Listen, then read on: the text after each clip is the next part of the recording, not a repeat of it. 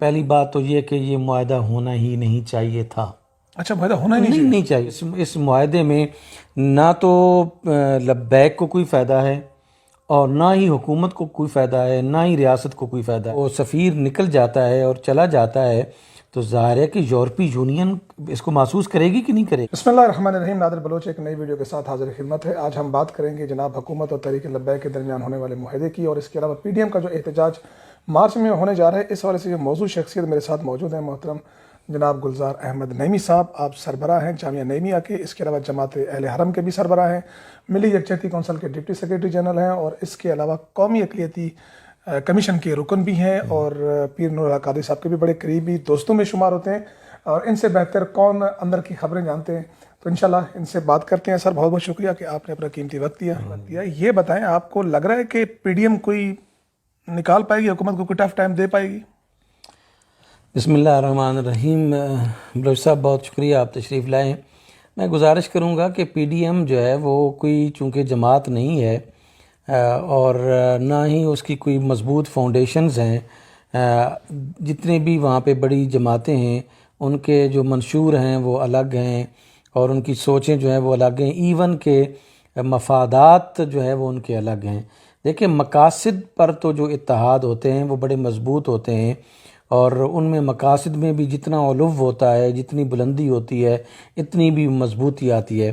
لیکن چونکہ یہ جو پی ڈی ایم کا ہے اتحاد ہے، اس میں بہت سارے ذاتی مقاصد ہیں، مفادات ہیں، اور ہر پارٹی کے اپنے مفادات ہیں، اور وہ ایز اے پریشر گروپ کے طور پر جو ہے وہ اس پی ڈی ایم کو یوز کر رہی ہے، اور جتنا جو ہے نا وہ پریشر ڈال کر وہ اپنے مفادات حاصل کر رہے ہیں وہ کر رہے ہیں۔ اس وجہ سے میں یہ سمجھتا ہوں کہ اس کی اتنی ورت نہیں رہی جتنی جو ہے میں توقع کر رہا تھا، اور پھر چونکہ مقاصد جو ہیں وہ کوئی بڑے مقاصد نہیں ہیں، اس وجہ سے جس طرح پہلے جو ہے وہ مولانا فضل الرحمان صاحب یہاں پہ تشریف لائے، کچھ دن جو ہے وہ رہے، اور پھر خدا جانے کہ کون سے ان کو مقاصد حاصل ہوئے کہ پھر وہ واپس جو ہے وہ کشمیر ہائی وے پر انہوں نے جو کچھ مطلب وہاں پہ ایک تماشا ہی تھا میرے خیال کے مطابق وہ لگایا۔ آپ کی تو ہمسائیگی بنتی ہے نا؟ جی بالکل بالکل۔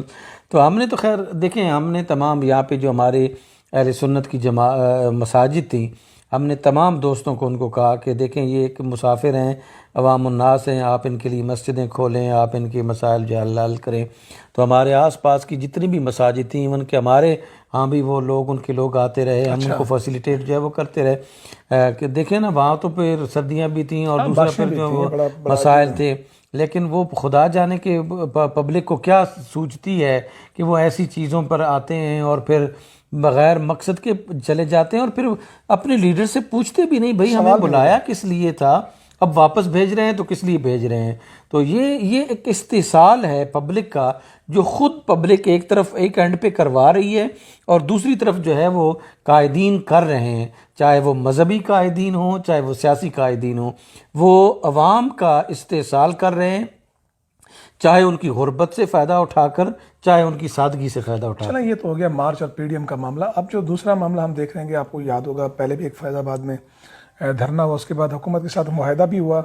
ظاہر ہے کہ آپ نور الحق قادری صاحب کے آپ کے دوست بھی ہیں، اچھا تعلق بھی ہے۔ ابھی جو یہ ہم نے دیکھا کہ دھرنے کو جو معاملہ تھا 16 فروری، اس کے بعد ایک ضمنی معاہدہ سامنے آیا۔ کیا لگ رہا ہے کہ فرانس کا سفیر نکالنا اتنا آسان ہے، اور نکالنے کے لیے حکومت کوئی سنجیدہ اقدامات کرے گی؟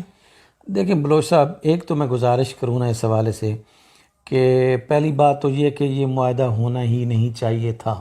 اچھا، معاہدہ ہونا ہی نہیں چاہیے تھا۔ میں یہ سمجھتا ہوں کہ اس معاہدے میں نہ تو لبیک کو کوئی فائدہ ہے اور نہ ہی حکومت کو کوئی فائدہ ہے، نہ ہی ریاست کو کوئی فائدہ ہے۔ دیکھیں، ریاست کو نقصان ہے اس میں۔ اگر فرض کریں کہ وہ سفیر نکل جاتا ہے اور چلا جاتا ہے تو ظاہر ہے کہ یورپی یونین اس کو محسوس کرے گی کہ نہیں کرے گی؟ ڈیفینیٹلی محسوس۔ تو ہمارے جو انٹرنیشنل ٹریڈ ہے، کیا وہ اس سے متاثر ہوگی کہ نہیں ہوگی؟ ایک تو اس کا اکنامک پہلو ہے، ٹھیک ہے جی، اور اکنامک پہلو کے لحاظ سے، معاشی پہلو کے لحاظ سے ہمیں نقصان ہے۔ اب آ جائیں کہ اگر سفارتکار یہاں سے چلا جاتا ہے، ایمبیسڈر آف فرانس یہاں سے چلا جاتا ہے، تو ہمارے ناموس رسالت کے جو آئیڈیا ہے یا اس کا جو یعنی سٹینس ہے اس کو اس سے کتنا فائدہ پہنچے گا؟ مطلب سفیر نکل گیا، فرانس کا سفیر نکل گیا، فرانس کا میسج نہیں جائے گا؟ کوئی کیا میسج آئے گا جی؟ پوری یورپین اور پوری دنیا کو میسج نہیں جائے گا؟ نہیں، کس چیز کا میسج آئے گا؟ میسج فرض کریں ایک جائے گا پاکستان کے حوالے سے نیگیٹو میسج جائے گا۔ میرا سوال یہ ہے کہ کیا اس فرانس کے سفیر کو نکالنے کے ساتھ جو ہے وہ وہاں پہ سکیچز اور خاکے بننے بند ہو جائیں گے؟ وہ جیسے توہین کر رہے ہیں رسول اللہ صلی اللہ علیہ وآلہ وسلم کی، کیا وہ توہین ختم ہو جائے گی؟ آپ مجھے بتائیں، یہ ختم ہو جائے گی اس سے؟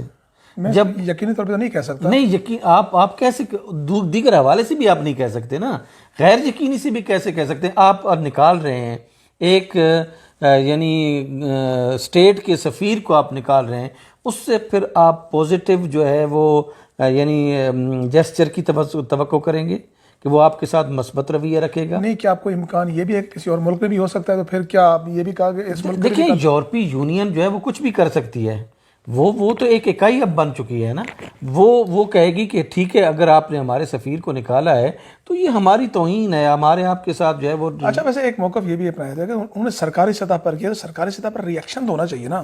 دیکھیں سرکاری سطح پر ری ایکشن ہوا ہے نا، ہر جگہ پر جو ہے وہ یعنی قراردادیں پاس کی گئی ہیں، اور دیکھیں نا لڑائی تو نہیں لڑی جا سکتی، اب یہاں سے میزائل تو نہیں مارا جا سکتا نا، فرانس کو تباہ و برباد تو نہیں کیا جا سکتا۔ سر یہ ایٹم بم کس نے رکھا ہوا آپ نے؟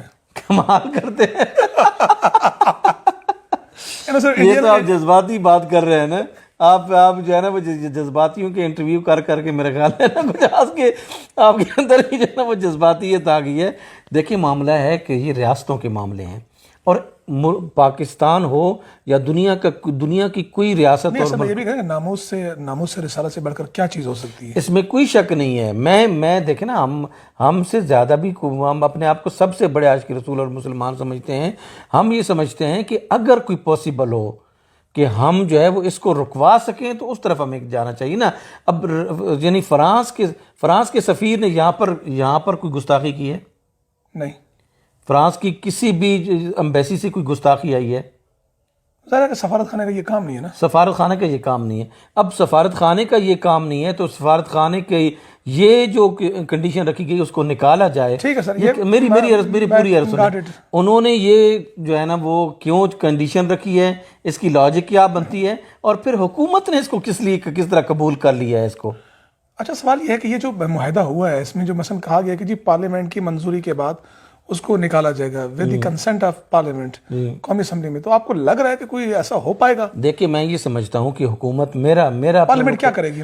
میرا اپنا نقطہ نظر یہ ہے کہ حکومت نے اگر یہ ڈیڈ کیا ہے تو ظاہر ہے کہ ہمارے جو ہے نا وہ پیارے دوست پیر نور القادری صاحب جو ہے وہ ایک بڑی شخصیت ہیں، اور وہ اپنے الفاظ کا احترام کرتے ہیں، اور ہمیشہ انہوں نے جو بات کی ہے وہ بڑی مضبوط بات کی۔ آج تک کسی بات میں میں دیکھ رہا ہوں ان کو، میں ان کے پاس جاتا ہوں، کبھی بھی انہوں نے کوئی غلط کمٹمنٹ کبھی نہیں کی، اور نہ ہی کسی کو خوش کرنے کے لیے انہوں نے کبھی کوئی جھوٹ اللہ معاف فرمائے کبھی نہیں بولا۔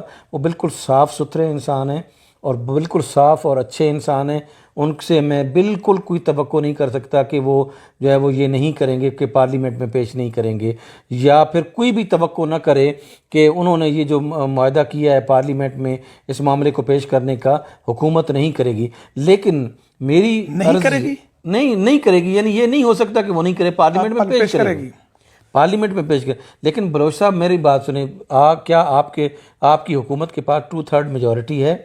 کیا اکثریت اس سطح کی ہے کہ وہ جو ہے وہ اپروو کر دیں گی؟ وہاں پہ نون بھی بیٹھی ہوئی ہے۔ اچھا، یہ سوال میں نے حفیظ اللہ صاحب سے بھی کیا تھا، علی صاحب سے، کہ آپ پارلیمنٹ، کیونکہ وہاں پہ تو دونوں کے سائن ہیں، ادھر سے بھی ہیں ادھر سے بھی ہیں، کہ معاملہ پارلیمنٹ میں جائے گا، قومی اسمبلی میں جاتا ہے، حکومت چاہتی ہے، اپوزیشن باقی جماعتیں نہیں چاہتی، تو نہیں ہوتا پھر کیا کریں گے؟ نہیں، معاملہ یہ حکومت تو اپنا فرض پورا کر چکی ہے نا۔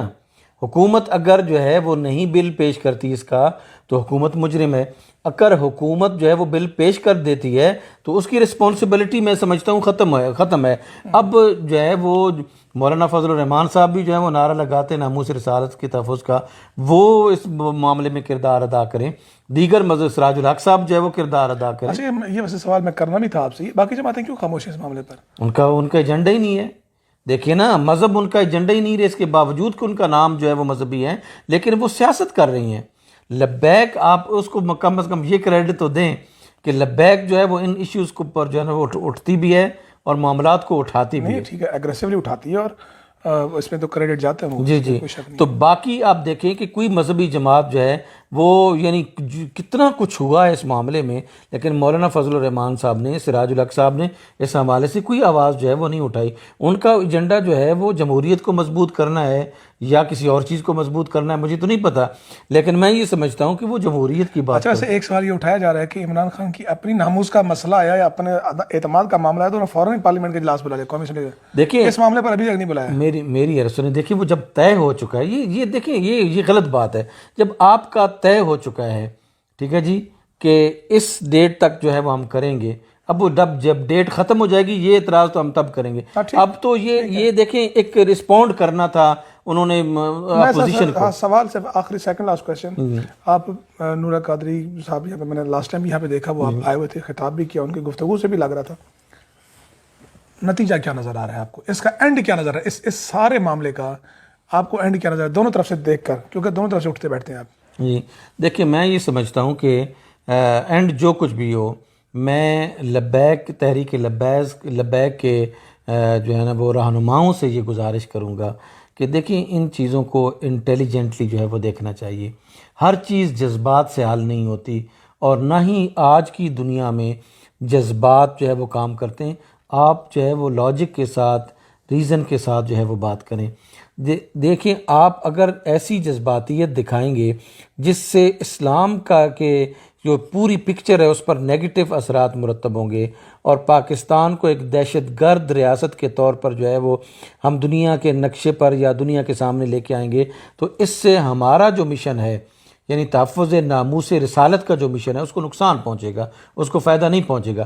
اس وجہ سے میں یہ سمجھتا ہوں کہ پریشر ضرور ڈیولپ کرنا چاہیے، اور اس حد تک جو ہے وہ ضرور کرنا چاہیے کہ کم از کم جو ہے بین الاقوامی سطح پر. دیکھیں یہ پاکستان میں اگر ہو رہا ہوتا نا تو جو کچھ بھی یہ کر رہے ہوتے میں اس کو جسٹیفائی کرتا.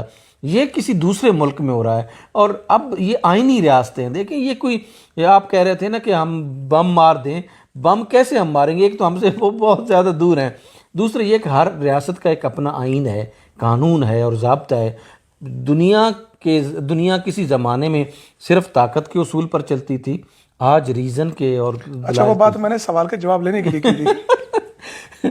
تو میں یہ سمجھتا ہوں کہ لاجک اور ریزن جو ہے وہ زیادہ کارآمد ثابت ہوتی ہے بجائے اس کے کہ ہم جذباتیت میں. اب ہماری گورنمنٹ جو ہے یا تو اس کے اینڈ پر یعنی ناموس رسالت کے حوالے سے یہ کوئی کوتاہی کر رہی ہے تو پھر تو آپ ضرور اس کو جو ہے مورد الزام ٹھہرائیں. آپ کو کوئی نظر نہیں آ رہا ہے، مجھے کوئی نظر نہیں، مجھے اگر نظر آ رہا ہوتا تو میں یقین جانیں کہ بالکل اس حوالے سے آواز اٹھاتا، جتنی میں آواز اٹھا سکتا ہوں. ایک کمزور آواز ہی سی، لیکن میں ضرور آواز اٹھاتا. بہت شکریہ مفتی صاحب، آپ نے اپنا قیمتی وقت دیا. دوستوں انشاءاللہ نئی ویڈیو کے ساتھ حاضر خدمت ہوں گے. مجھے دی اجازت، اللہ حافظ.